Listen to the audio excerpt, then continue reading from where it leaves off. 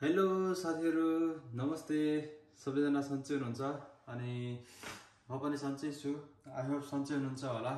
आज पनि म तपाईहरुमा एउटा मेरो सानो कुकिङ भिडियो लिएर आएको छु। हेरेर जस्तो लाग्छ त्यस्तै प्रतिक्रिया दिनु होला। धेरै कुराहरु गर्नुभन्दा अगाडि म चाहिँ भिडियो चाहिँ सुरु गर्न चाहन्छु, काम चाहिँ सुरु गर्न चाहन्छु। हस्त धन्यवाद, मस्त रहनुहोस् अनि हेरेर पनि साथ दिनु होला है त। हस् धन्यवाद। सर्वप्रथम त मलाई चाहिने सामग्रीहरू मैले सम्पूर्ण रेडी गरेर राखेको छु अनि जाते सागहरू, मसलाहरू, प्याज अनि त्यस पछाडि लसुन, टमाटर, धनियाहरू सम्पूर्ण मैले रेडी गरेर राखिसकेको छु।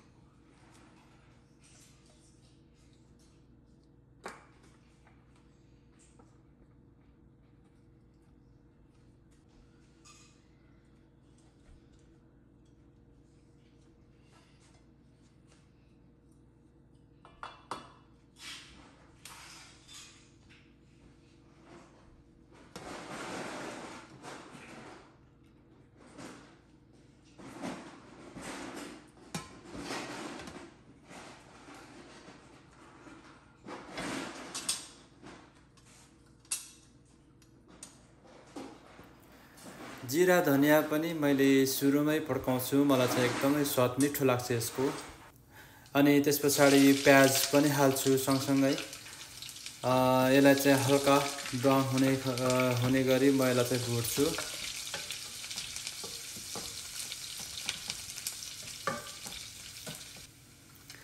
ब्राउन भइसके पछाडि म चाहिँ अदुवा लसुनको पेस्ट चाहिँ म त्यसलाई चाहिँ एड गर्छु है।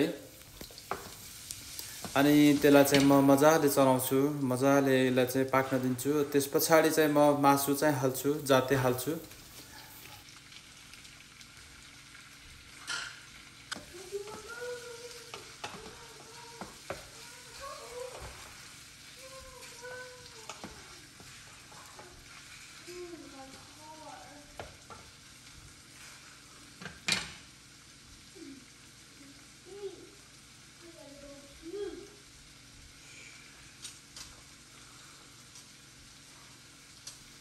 अनि मजाले चलाइसके पछाडि म चाहिँ हल्दी एड गर्छु अनि त्यस पछाडि धुलो खुर्सानी हैन अनि केही मसलाहरू पनि एड गर्छु।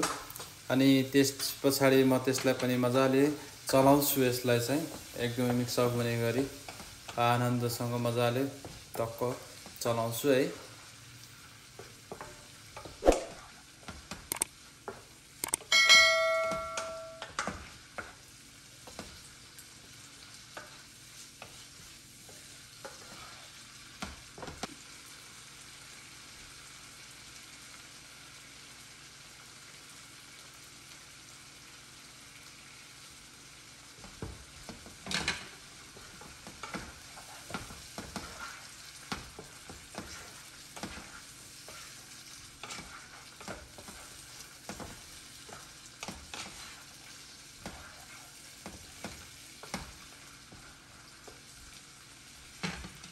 अनि मजाले चलाइसके पछाडि म चाहिँ काटेर राखेको टमाटर चाहिँ एड गर्छु।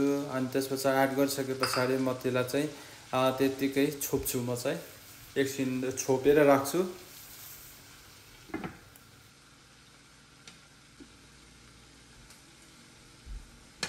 5 मिनट छोपिसके पछाडि म चाहिँ खोलेर हेर्छु अनि टमाटर पनि लतक्क परेर बसिरहेको हुन्छ, जहाँ कि एकदमै पेस्ट भइसकेको छ हैन।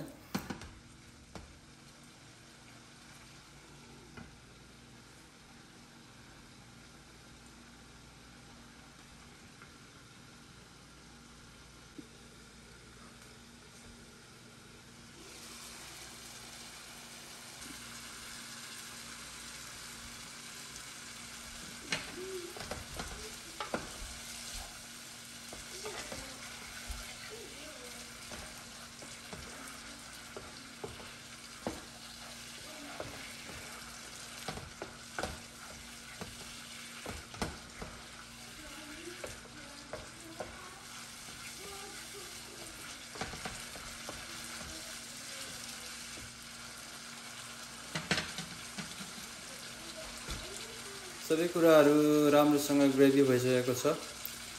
त्यस पश्चात म चाहिँ साग एड गर्छु यसमा।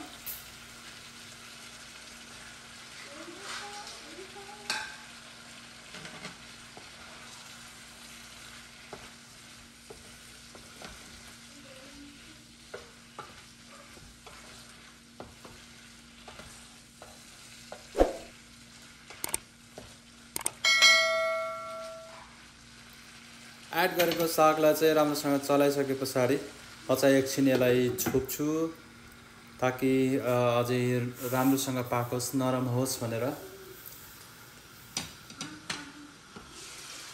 5 मिनट छोपिसके पछाडि हेर्नुहोस् त सबै सागहरू पनि लतक्क पाकिसकेको छ। अब चाहिँ रेडी भइसकेको छ अलमोस्ट। अब चाहिँ मेरो रेसिपी रेडी भइसकेको छ। यतिन्जेलसम्म हेरेर साथ दिनुभयो धेरै धेरै धन्यवाद। जे जस्तो लाग्छ प्रतिक्रिया गर्नुहोला, लाइक कमेन्ट सेयर सब्सक्राइब गरिदिनु होला। धन्यवाद।